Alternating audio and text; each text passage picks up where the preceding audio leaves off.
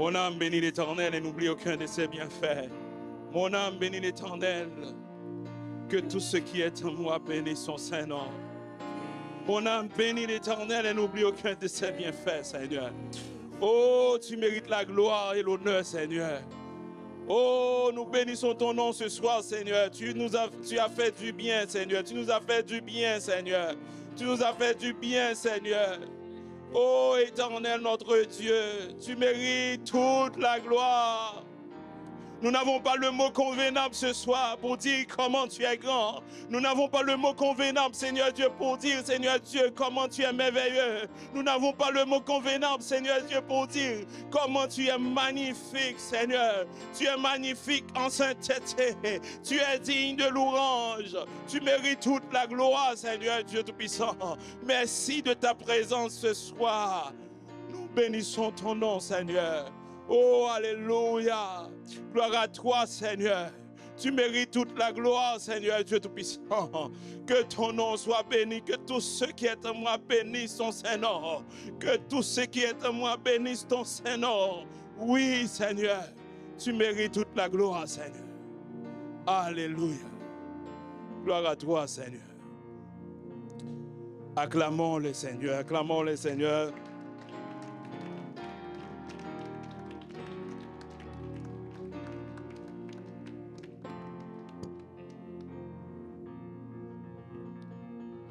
Alléluia. Merci. Vous pouvez vous asseoir. Gloire à Dieu. Êtes-vous content d'être là encore ce soir? Êtes-vous content d'être là encore à ce mercredi sans limite? Est-ce que vous êtes déjà béni par ce moment d'adoration? C'est avec un cœur abondant de joie que je vous salue dans le nom de Jésus, notre Seigneur et Sauveur. Et c'est un honneur pour moi ce soir pour remplacer Pasteur Nadine qui ne peut pas être avec nous. Donc, c'est moi qui va apporter la parole ce soir. Amen. Gloire à Dieu.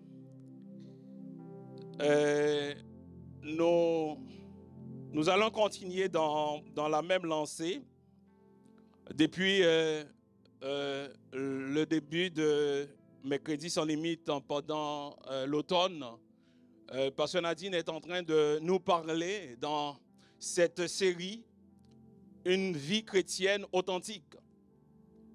Elle a déjà parlé de beaucoup de qualités, beaucoup de valeurs, beaucoup de vertus que nous devons adopter, comme la joie, la persévérance.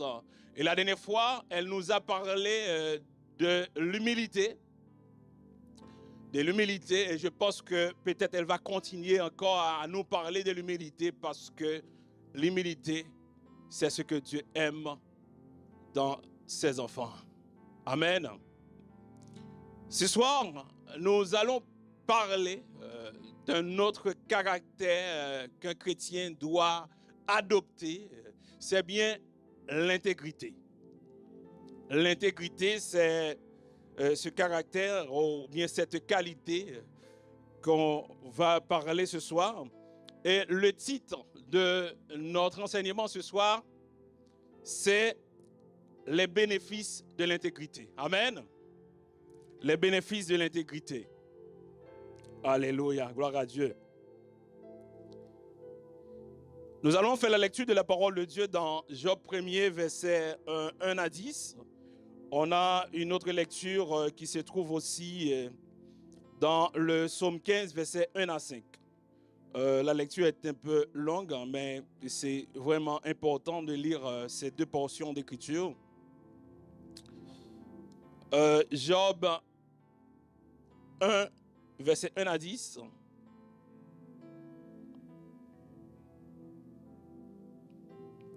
Il y avait au pays des Huttes un homme appelé Job. Et cet homme était intègre et droit, craignant Dieu et se détournant du mal. Il eut 7 filles et 7 fils et 3 filles. Et son bétail était 7000 brebis, 3000 chameaux, 500 paires de bœufs, 500 paires de bœufs et 500 ânesses, avec un grand nombre de serviteurs, tellement que cet homme était le plus puissant de tous les orientaux. Or, ses fils allaient et faisaient des festins les uns chez les autres, chacun à son jour. Et ils envoyaient convier leurs 3 sœurs pour manger et boire avec eux. Puis, quand le tour des jours de leur festin était achevé, Job envoyait vers eux et les sanctifiait. Et s'élevant de bon matin, il offrait des holocaustes selon le nombre de ses enfants. Car Job disait, peut-être que mes enfants auront péché et qu'ils auront blasphémé contre Dieu dans leur cœur. Et Job en disait toujours ainsi. Or, il arriva un jour que les enfants de Dieu vinrent se présenter devant l'Éternel et que Satan aussi entra parmi eux. L'Éternel dit à Satan, d'où viens-tu? Et Satan répondit à l'Éternel en disant, je viens de courir ça et là par la terre et de m'y promener. Et l'Éternel lui dit, n'as-tu point considéré mon serviteur Job, qui n'a point d'égal sur la terre, homme intègre et droit? Je vous prie de souligner ça, cette expression dans ta Bible. Homme intègre et droit, craignant Dieu et se détournant du mal. Et Satan répondit à l'Éternel en disant, est-ce en vain que Job craint Dieu? N'as-tu pas mis un rempart tout autour de lui et de sa maison et de tout ce qui lui appartient? Tu as béni l'œuvre de ses mains et son bétail a fort multiplié sur la terre. Mais étends maintenant ta main et touche tout ce qui lui appartient et tu verras s'il ne te blasphème point en face. Et l'Éternel dit à Satan, voilà tout ce qui lui appartient est en ton pouvoir, seulement ne mets point la main sur lui. Et Satan sortit devant la face de l'Éternel. Amen. On va lire la deuxième portion de l'Écriture qui se trouve dans le psaume 15, versets 1 à 5. La Bible nous dit, ô Éternel, qui séjournera dans ta tente? Qui demeurera sur ta montagne sainte? Celui qui marche dans l'intégrité, qui pratique la justice et qui dit la vérité selon son cœur. Il ne calomnie point avec sa langue, il ne fait point de mal à son semblable, et il ne jette point l'opprobre sur son prochain. Il regarde avec dédain celui qui est méprisable, mais il honore ceux qui craignent l'Éternel. Il ne se rétracte point. S'il fait un serment à son préjudice, il n'exige point d'intérêt de son argent et il n'accepte point de don contre l'innocent. Celui qui se conduit ainsi ne chancelle jamais. Amen. Parole du Seigneur. Éternel notre Dieu, nous voici encore ce soir pour écouter ta parole, Seigneur. Merci, Seigneur Dieu Tout-Puissant, pour tous ces beaux enseignements que tu nous as donnés, Seigneur. Depuis l'automne a commencé, Seigneur Dieu Tout-Puissant. Oh, on a eu des enseignements, Seigneur Dieu, qui peuvent nous propulser vers l'avant dans ton royaume, Seigneur Dieu, qui peuvent nous aider, Seigneur Dieu, à avoir, Seigneur, un comportement, Seigneur, qui est digne de toi, Seigneur. Éternel, encore ce soir, nous voulons entendre ta voix, Seigneur Dieu. Nous attendons à toi, Seigneur Dieu Tout-Puissant. Nous te demandons, Seigneur Dieu Tout-Puissant, de mettre cette parole dans ma bouche, Seigneur. Je veux être un instrument à ton service, Seigneur. Que cette parole, Seigneur Dieu Tout-Puissant, soit une édification commune pour nos âmes. Nous t'en prions dans le nom de Jésus, à lui sur la gloire louange au siècle des siècles. Amen.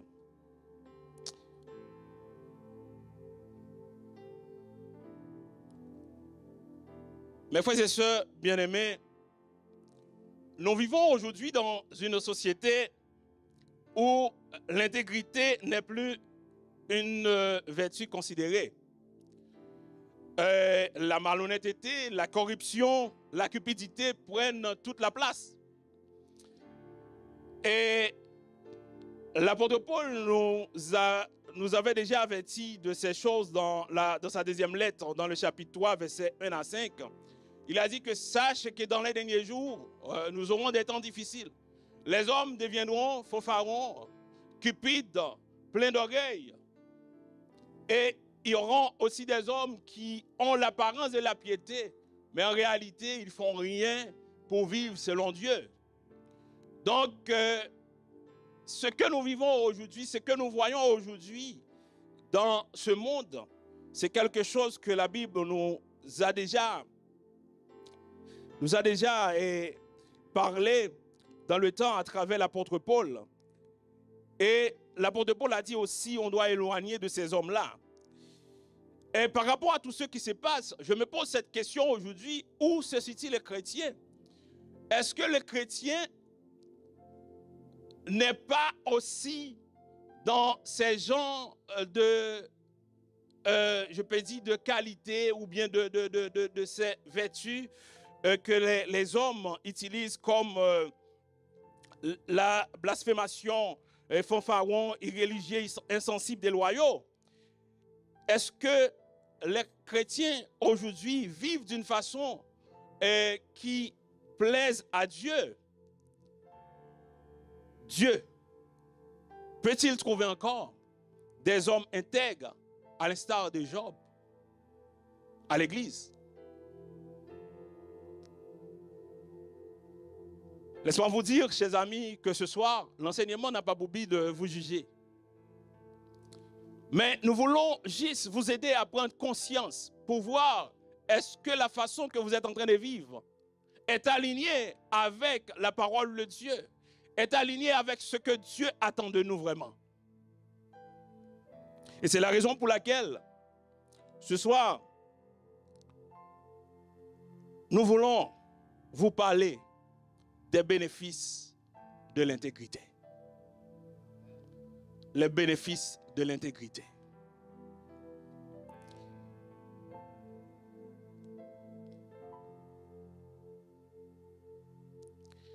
Dans le texte que nous avons lu tout à l'heure, on a parlé de Job, un homme qui vivait dans le temps de l'Antiquité en Orient, dans une ville qui s'appelle Uz.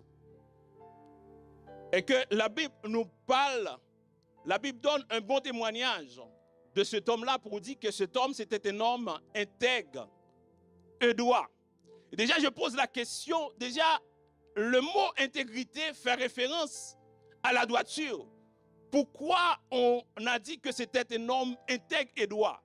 Il y a ce qu'on appelle la redondance. Quelquefois, quand on veut, je peux dire renforcer ce qu'on a dit avant, on donne un autre mot où on répète la même chose d'une autre façon, juste pour montrer que comment cet homme était intègre. Parce que le texte a dit, Job était un homme intègre et droit. Et non seulement il a dit que c'était un homme intègre et droit, mais il a dit aussi que c'était un homme détournant de tout mal. C'était un homme qui craint Dieu. Donc, c'était un homme exemplaire dans la société. Et plus tard, on a vu que lorsque Dieu commence à faire des éloges pour Job, il a dit que Job n'a pas d'égal sur la terre. Mais est-ce qu'aujourd'hui, Dieu peut dire, ou bien Dieu peut faire cet éloge pour toi aussi, pour dire que Flore n'a pas d'égal sur la terre parce qu'elle est une femme intègre. Myrlande n'a pas d'égal sur la terre parce qu'elle est une femme intègre. Willy n'a pas d'égal sur la terre parce qu'elle est un homme intègre. C'est à ce niveau-là que je vous invite à réfléchir ce soir pour voir est-ce que vraiment tu vis dans l'intégrité. Et lorsqu'on regarde ce qui se passe aujourd'hui, parfois on peut dire que, en réalité, je ne sais pas pourquoi on va parler de l'intégrité à l'église. Parce qu'à l'église, on ne devrait pas avoir des personnes malhonnêtes. À l'église, on ne devrait pas avoir des personnes cupides. Mais mes frères, c'est beaucoup plus grave à l'église quelquefois quand tu trouves un homme qui n'est pas intègre. Je me souviens, une fois, lorsque j'étais dans mon pays en Haïti, je suis allé au marché parce que je voulais acheter un produit. Et puis quand je suis arrivé au marché, je me dis que bon, je vois quelqu'un qui ressemble à une personne que j'avais l'habitude de le voir à l'église, c'est un frère. On a l'habitude de se saluer, mon frère, comment ça va? J'ai dit, au lieu d'aller acheter entre les mains de quelqu'un qui ne connaît pas le Seigneur, ce serait mieux d'acheter entre les mains de frères. Et quand je suis arrivé, et puis j'ai dit que c'est combien ton produit? Il m'a dit tant. J'ai dit, oh mais c'est cher, hein? Il a dit, oh mais c'est parce que c'est toi. Je te donne à ce prix. J'ai dit, ah ouais, c'est parce que c'est moi. Ok, d'accord, pas de problème, j'y paye. Mais c'est comme, la situation m'intrigue un peu. Et puis je commence à réfléchir là-dessus. J'ai dit, mais est-ce que c'est vraiment le prix de ce produit? J'ai demandé à ma belle-sœur, c'est quelqu'un qui vend aussi au marché. Et puis je lui ai dit, est-ce que ce produit-là, ça se vend à tel prix? Il a dit, non, mais ça c'est même triplé le prix. Mais c'est parce que c'est toi, mon frère. Tu es un frère à l'église. C'est pourquoi que je te vends ce produit à ce prix. Donc, les gens parfois utilisent même des mots pour essayer de, je ne sais pas là, oh, c'est parce que c'est toi. Je te donne ce produit à ce prix. Pourtant, il sait très bien que ce qu'il a fait, c'est mal. Parce que c'est moi, il a décidé de tripler le prix. Mais pourtant, il a dit que parce que c'est toi, mon frère. Donc, c'est juste pour vous dire que même à l'église, il peut y avoir des hommes et des femmes qui ne sont pas intègres. C'était des frères à l'église. Quand je suis à mon église, je lève mes mains pour adorer Dieu, il lève ses mains aussi. Mais il m'a vu. Il a décidé de monter le prix sur ce que je voulais acheter. Et c'est pourquoi ce soir, j'aimerais vous inviter à réfléchir sur certaines situations. Et parfois, ce qui est drôle, c'est parce que les chrétiens font des choses qui sont en dehors de l'intégrité sans ne le savent pas. Ou sans se soucier que ça, c'est pas bon. Mais pourtant, nous devons regarder à chaque fois que nous sommes dans une situation, de regarder à travers la parole de Dieu pour voir est-ce que ce que nous faisons est bien ou non. Parce que ce qui arrive, que combien de fois tu as accepté de demander à ton comptable de falsifier tes papiers d'impôt? Combien de fois que tu as demandé ça? Pourtant que tu es à l'église, tu pries à l'église, tu as la parole de Dieu entre tes mains. Combien de fois on t'a donné un devoir, mais au lieu d'aller faire des recherches pour faire ce devoir, maintenant tu as ChatGPT qui est là, et puis tu es allé, tu as copié tout, et puis tu fais les devoirs. Et puis tu penses que là, ça c'est rien là. C'est juste que ChatGPT m'a aidé. Ou bien tu as décidé de copier le devoir d'une autre personne. Combien de fois? Combien de fois tu as offert à quelqu'un un pot de vin pour obtenir un permis de construction? Combien de fois tu as cautionné quelque chose qui n'est pas normal parce que tu ne veux pas avoir de problème avec ton ami? Mais tu sais très bien que ce que la personne a fait, ce n'est pas bon.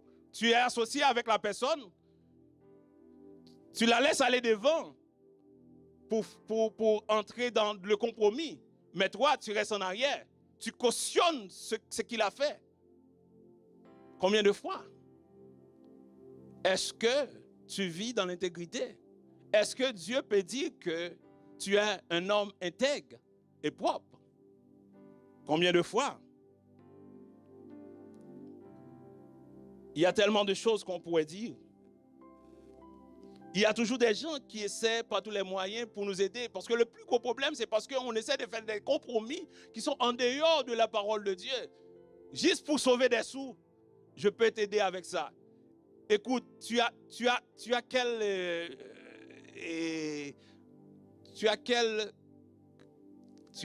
avec quelle compagnie d'internet?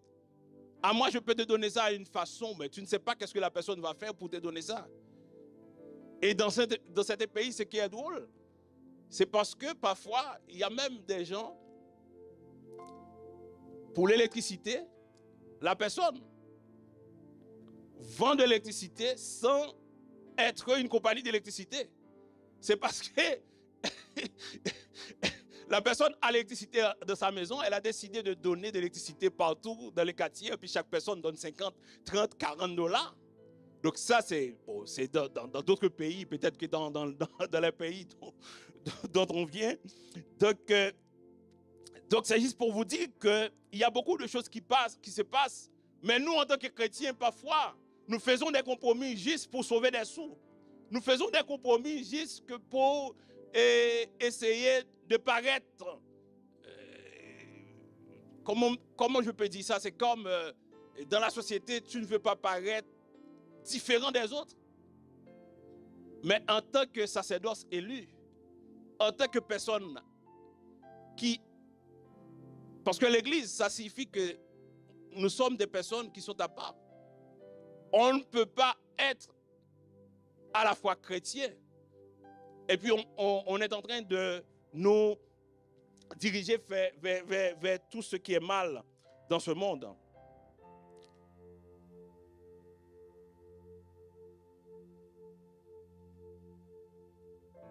Combien de fois on a décidé de ne pas obéir à des lois de la société pendant que c'est vrai qu'il y a des lois de la société, on n'est pas obligé bon, il y a des lois de la société qui sont contraires à la parole de Dieu qu'on ne peut pas vraiment. Mais combien de fois on a décidé de brûler la lumière rouge?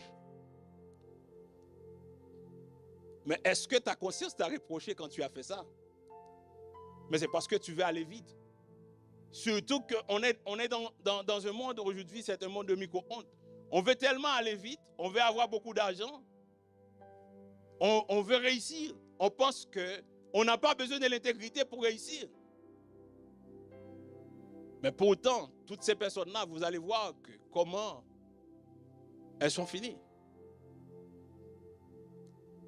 Je voudrais vous inviter à réfléchir de cette situation,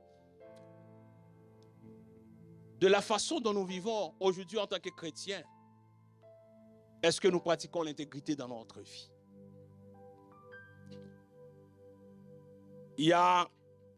Ça fait quelques jours, il y a une personne qui m'a raconté une histoire.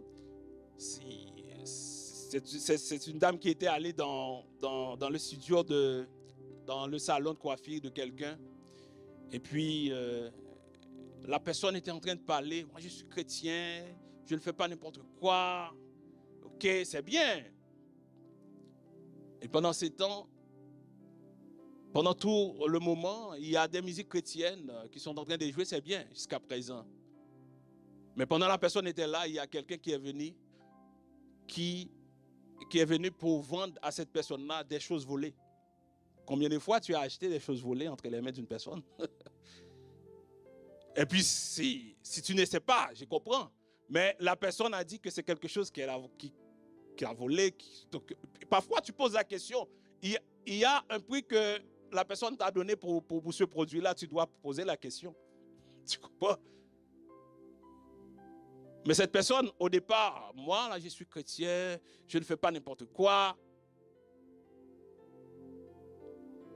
Mes frères et sœurs bien-aimés, il est temps de plaire à Dieu au lieu de plaire aux hommes. Le mot intégrité, parfois dans l'Ancien Testament, on a vu ce mot hébreu qu'on appelle touma, qui signifie intégrité, innocence. Mais aussi l'intégrité, il y a le mot que je trouve qu'on utilise souvent dans l'Ancien Testament, qui a une définition assez intéressante, c'est le mot tamim. L'intégrité qui signifie l'intégrité, c'est-à-dire que être entier, sans fissure, être complet, être pur moralement. Être pur moralement, c'est cette définition qu'on donne. Et lorsqu'on parle d'intégrité, c'est l'unité entre ce que nous disons et ce que nous faisons. Mais si ce que nous disons est différent de ce que nous faisons, là, nous ne sommes pas dans l'intégrité. Et c'est pourquoi que l'apôtre Paul parle de l'apparence de la piété. Parfois, tu vois que la personne à l'église, c'est une sainte. Salut mon frère, salut ma soeur. Dieu vous bénisse. Et même au téléphone, parfois, tu appelles la personne. Et Dieu vous bénisse. La personne ne dit pas allô parce qu'elle est tellement chrétien ou chrétienne. Donc l'intégrité, c'est l'unité entre ce que nous disons et ce que nous faisons. Si ce que nous faisons est contraire à ce que nous disons, nous ne marchons pas dans l'intégrité. L'intégrité, c'est l'harmonie, l'unité et l'authenticité entre notre vie privée et notre vie publique. Est-ce qu'il y a une différence entre notre vie privée et notre vie publique? Ce que nous faisons en privé, est-ce la même chose que nous faisons en public? Peut-être que tu peux me tromper. Tu peux tromper Pasteur Nadine. Tu peux tromper Pasteur Omer. Tu peux tromper d'autres personnes dans la société. Mais tu ne peux pas tromper Dieu.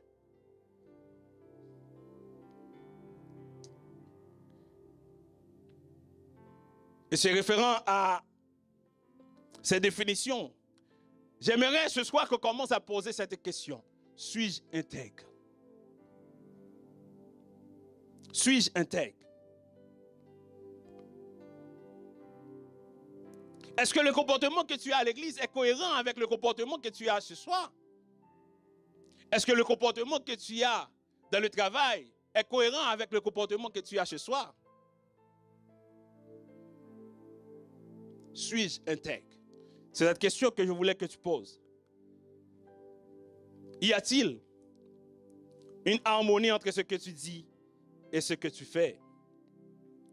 Matthieu 5, verset 37, la parole de Dieu nous dit que votre parole soit oui. Oui et non, non. Ce qu'on y ajoute vient du malin. Que votre parole soit oui, oui, non, non. Et ce qu'on y ajoute vient du malin. Amen. Maintenant, j'aimerais voir avec vous par rapport au texte qu'on a lu tout à l'heure, les caractéristiques d'une personne intègre. Une personne intègre, c'est une personne qui craint Dieu et aime son prochain. Lorsque nous regardons les deux textes, c'est comme, il montre que quelqu'un qui est intègre, c'est quelqu'un qui craint Dieu. Qu'est-ce que cela signifie craindre Dieu? Ce n'est pas la peur de Dieu. Mais à chaque fois que je suis arrivé dans une situation, que je fais quelque chose, si c'est quelque chose qui est contraire à la parole de Dieu, quand tu as le craintif de Dieu, il y a quelque chose qui va t'amener à dire que est-ce que ce que je vais faire, est-ce que c'est dans la volonté de Dieu? Et il y a une phrase que j'aime beaucoup dire. Quand je suis dans une situation compromettante, je disais toujours, que ferait Jésus à ma place? Parce que mon modèle, c'est Jésus. Est-ce que si Jésus était dans la même situation, il allait faire ce que j'allais faire? C'est ce que je pose comme question toujours. Que ferait Jésus à ma place? Et là, quand je vois que Jésus n'allait pas faire, parce que Jésus était un homme intègre, donc Jésus n'allait pas faire une telle chose, je disais, je dois faire autre chose. Et non seulement que le texte qu'on a lu tout à l'heure montre que craindre Dieu, ben, c'est quelqu'un aussi qui aime son prochain. Donc, quand tu vois que c'est quelqu'un qui ne donne pas d'intérêt, c'est quelqu'un qui pratique la justice, on va voir ça un peu plus tard aussi, c'est quelqu'un qui respecte les autres. Donc, un homme intègre, c'est quelqu'un qui craint Dieu, mais aussi qui aime son prochain. Et en parlant de la crainte de Dieu, nous avons une illustration dans la Bible qui est beaucoup intéressante, c'est l'illustration de Joseph. Joseph, face à Madame Potiphar, ce n'est pas parce que Madame Potiphar n'était pas belle. Déjà, la Bible décrit Madame Potiphar, c'était une très jolie femme. Ce n'est pas parce que Madame Potiphar n'était pas attirante. Mais c'est parce que Joseph avait la crainte de Dieu. Et je pense que nous devons arriver dans certaines situations pour dire que, mais ça m'attire, je voulais le faire. Mais est-ce que ce que je vais faire va plaire à Dieu? Parce que quand on est chrétien, on ne vit pas pour soi, mais on vit pour Dieu.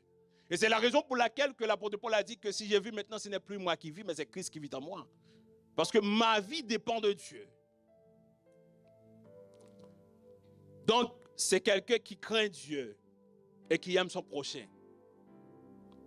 C'est quelqu'un qui se détourne du mal et pratique la justice. La Bible dit dans Somme 15, verset 2, c'est lui qui marche dans l'intégrité, qui pratique la justice et qui dit la vérité selon son cœur. Donc, c'est cette personne-là qu'on peut considérer comme une personne intègre. Et dans Somme 17, verset 2, la parole de Dieu nous dit que ma justice paraisse devant ta face, que tes yeux contemplent mon intégrité. Donc, quelqu'un qui est intègre, c'est quelqu'un qui se détourne du mal, mais aussi qui pratique la justice. Est-ce que ce que je vais faire est juste? Est-ce que la façon que je suis en train de vivre avec mon prochain, est-ce que c'est juste? Est-ce que je vais faire, est-ce que ce n'est pas le mal? Et c'est ce qu'on a dit de Job aussi. Et Job est tellement allé loin. Il y a ses enfants qui faisaient toujours des festins. Mais on peut faire des festins en tant que chrétien. Ce n'est pas un problème de faire des festins. Mais Job dit, dans les festins, on ne sait jamais. On ne sait jamais. Je ne sais pas qu'est-ce qui s'est passé. Peut-être il y a eu quelque chose qui a blessé Dieu. Je ne sais pas. Mais moi, je vais prier pour mes enfants après chaque festin. Parce que Job ne veut pas être à l'erreur.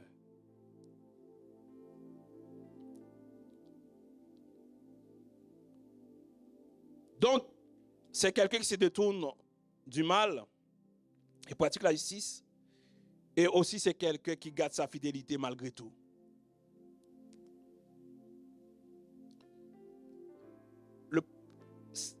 Le premier tableau que je voulais te montrer de Job, c'est que c'est quelqu'un qui était riche. Et parfois, on pense que quelqu'un qui est riche ne peut pas pratiquer l'intégrité. Et parfois, on pense aussi que quelqu'un qui est riche, c'est quelqu'un qui a fait de l'argent dans des conditions malsaines. Mais ce n'est pas toujours vrai. Parce que ce qu'on a décrit de Job, c'était quelqu'un qui est riche, mais c'est quelqu'un aussi qui était intègre et droit. Mais là, ce qui est intéressant, malgré Dieu a donné la permission au diable de frapper Job, mais Job est resté fidèle malgré tout.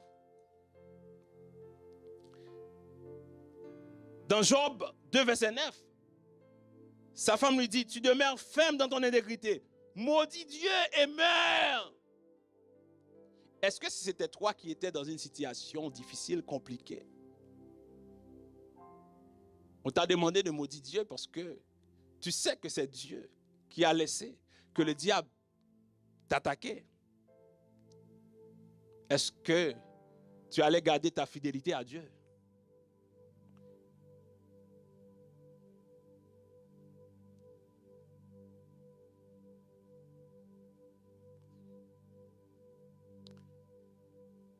Les amis de Job demandent à Job de laisser Dieu.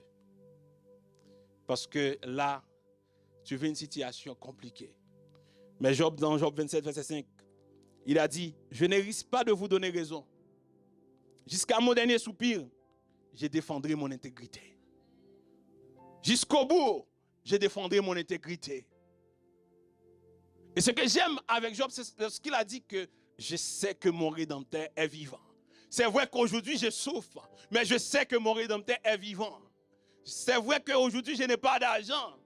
Tu me proposes, et je vais te montrer une affaire prospère. Il y a quelqu'un qui t'a proposé une affaire prospère, mais tu ne sais pas dans quelles conditions. Hein? Même si que je souffre aujourd'hui, mais je sais que mon Rédempteur est vivant. Je défendrai mon intégrité jusqu'à la fin, parce que je sais quand même un jour, le Dieu que je sers, il va prendre ma main et je vais sortir de cette situation.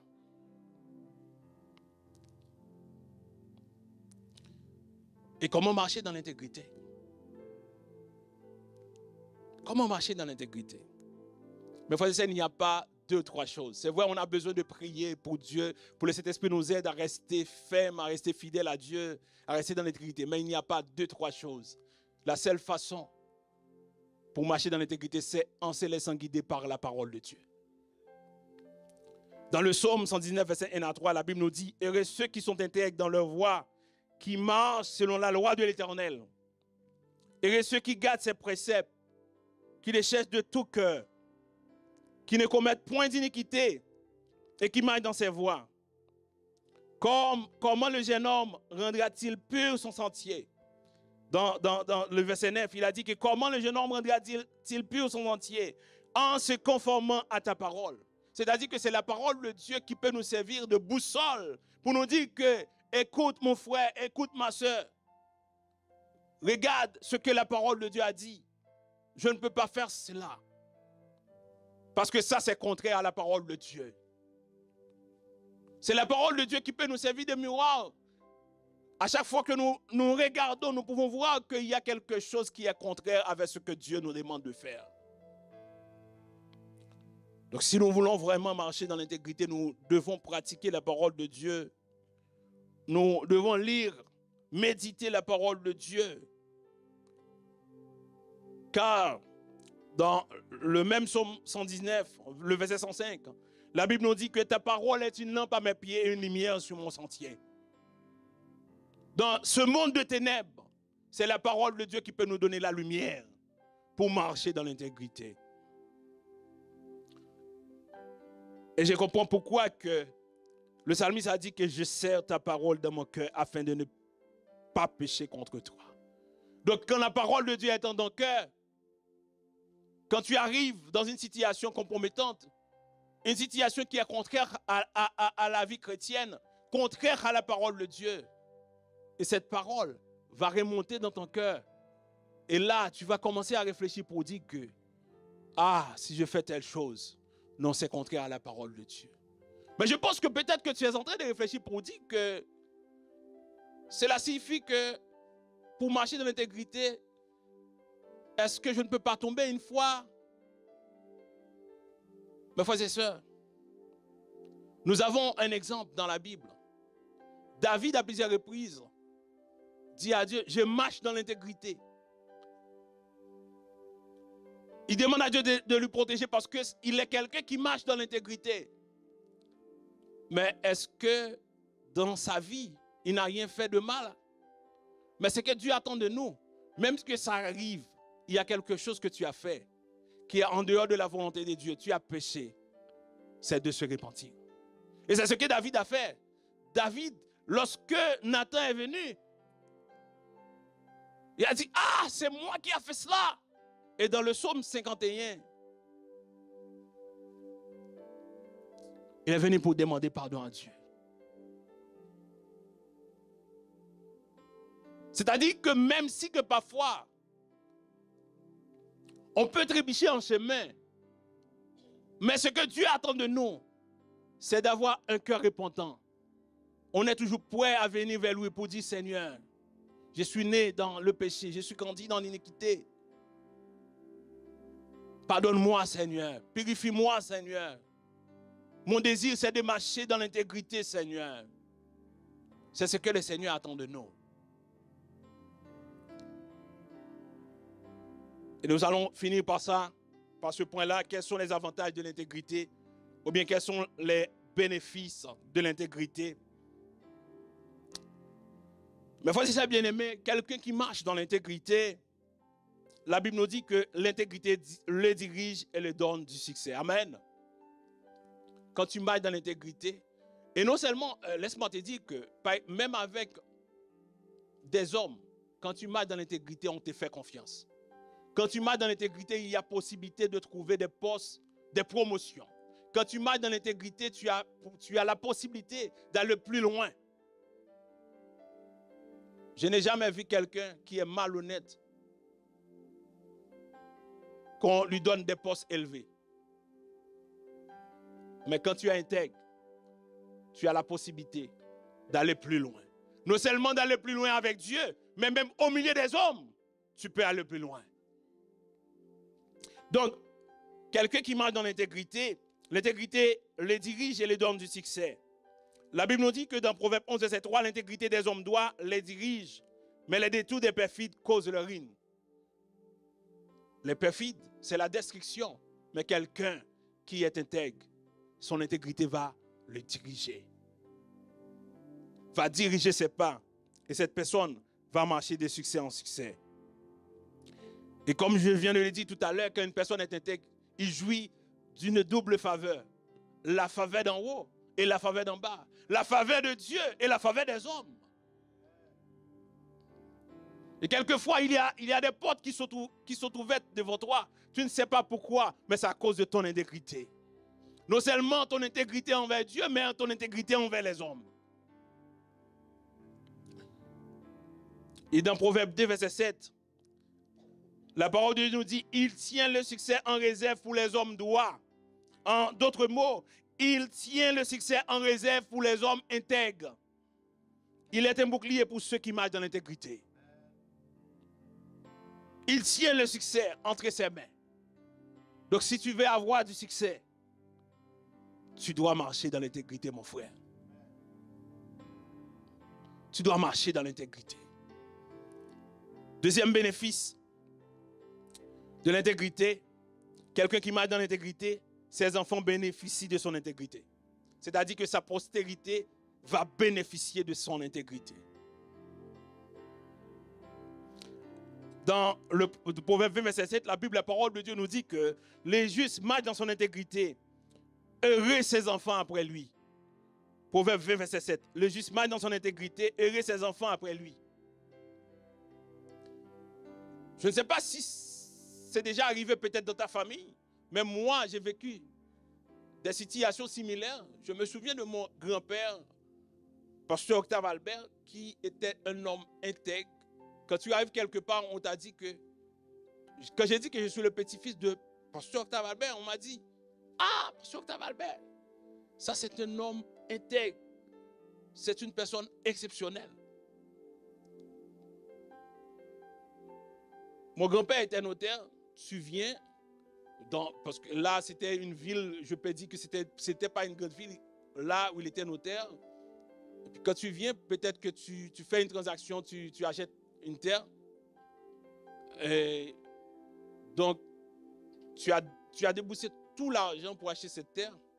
Et puis il a dit que peut-être cette personne-là, il a pris tout son argent pour acheter cette terre. Moi, qu'est-ce que je vais faire?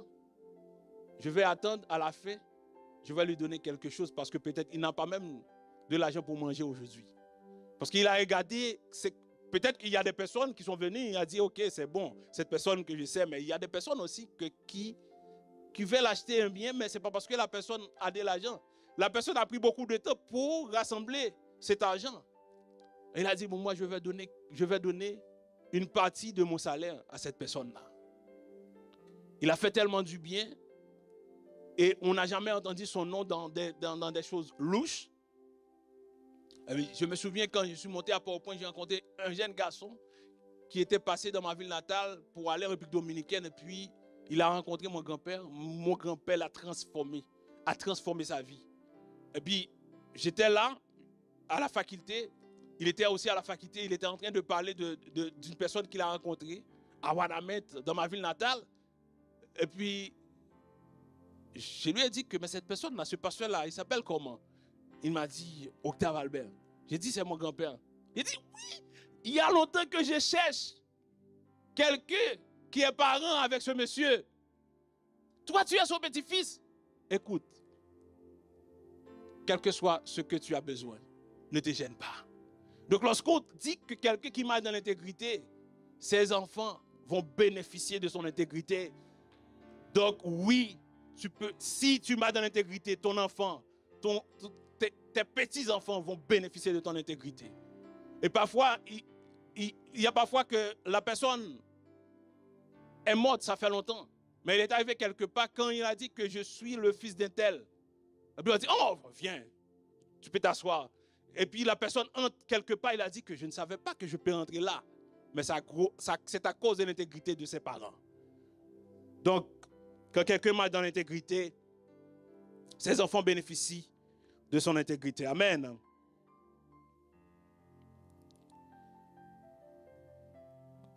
Troisièmement, Dieu fait l'éloge à son sujet et c'est qu'il peut compter sur lui. Amen. Tu vois comment Dieu était en train de causer avec le diable pour dire, ah, tu vis mon serviteur Job.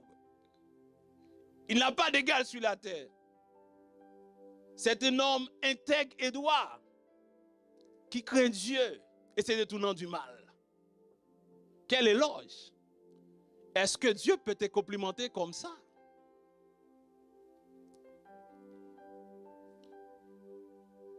Et non seulement Dieu fait l'éloge de Job, mais ce qui est intéressant, Dieu a fait un pari sur Job. Il a dit, ah, tu penses que c'est parce qu'il a tout, c'est parce que je lui protège chaque jour, c'est parce qu'il est bien entouré. C'est la raison pour laquelle il est intègre. Mais non, tu dois te détromper là. Parce que cet homme, c'est un homme intègre. Et vous avez vu dans toute l'histoire, malgré Job a tout perdu, il a souffert. Mais il a dit que je vais rester ferme dans mon intégrité. Dieu fait l'éloge. Et il sait qu'il peut compter sur Job. Est-ce que Dieu peut compter sur toi aujourd'hui? Est-ce que si on cherche un homme intègre aujourd'hui, est-ce qu'on peut dire que toi, tu es une femme intègre, tu es un homme intègre? Est-ce que si on cherche à l'église Citadelle une femme intègre, un homme intègre, pour une position spéciale, est-ce que Dieu peut compter sur toi aujourd'hui?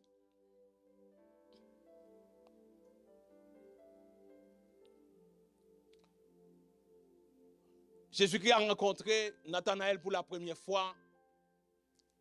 Jésus a dit en faveur de Nathanaël, voici vraiment un Israélite dans lequel il n'y a point de faute. Est-ce que Jésus peut témoigner pour toi aujourd'hui? Pour dire que voici un Congolais qui n'a point de faute.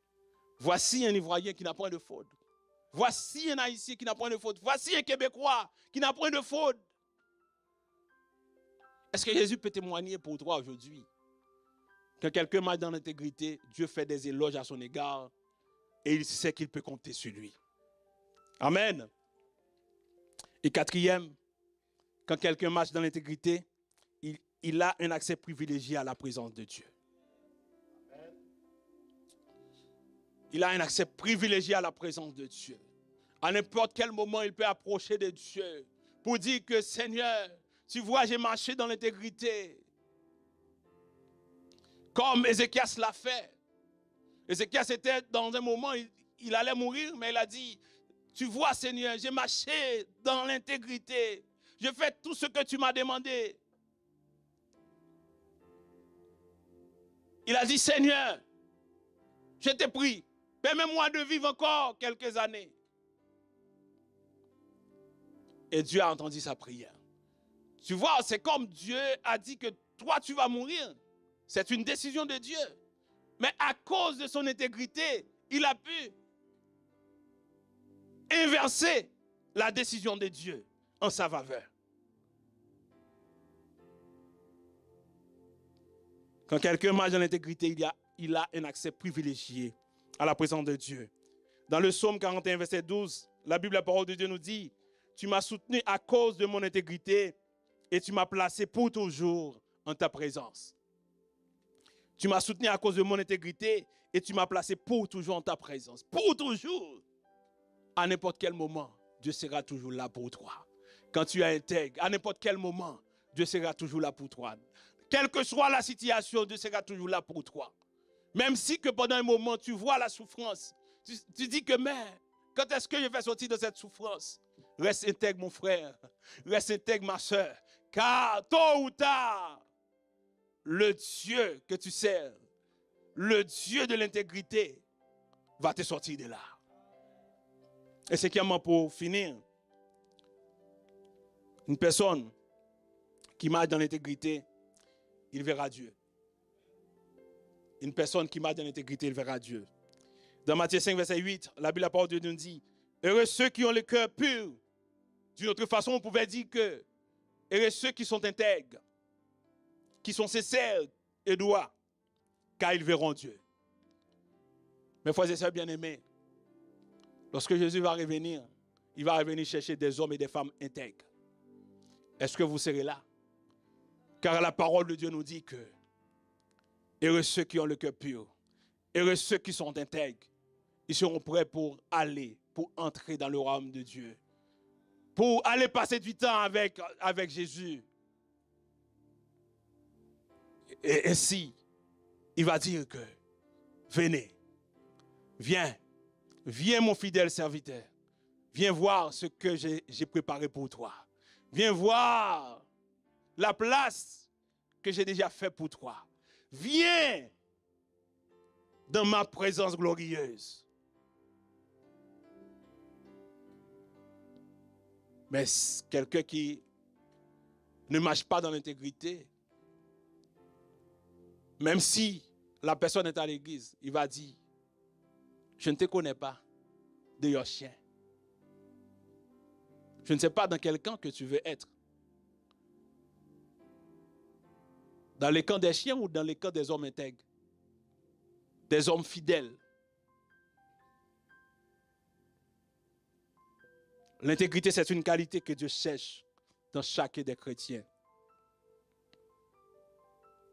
Mes frères et sœurs, j'aimerais terminer cette parole aujourd'hui pour vous dire que dans cette vie, il y a beaucoup de choses qui peuvent nous détourner de la voie de Dieu. On nous propose beaucoup de compromis. Et parfois, nous ne voyons pas que ce compromis est contraire à la parole de Dieu. Mais tout ce que nous faisons ici-bas, nous devons avoir la parole de Dieu comme guide. Ainsi, nous allons marcher dans l'intégrité. Et j'aimerais terminer ce soir pour vous dire, sois intègre pour soi-même, sois intègre pour les autres et sois intègre pour Dieu. Et tu verras les bénéfices de l'intégrité. Que Dieu vous bénisse ce soir.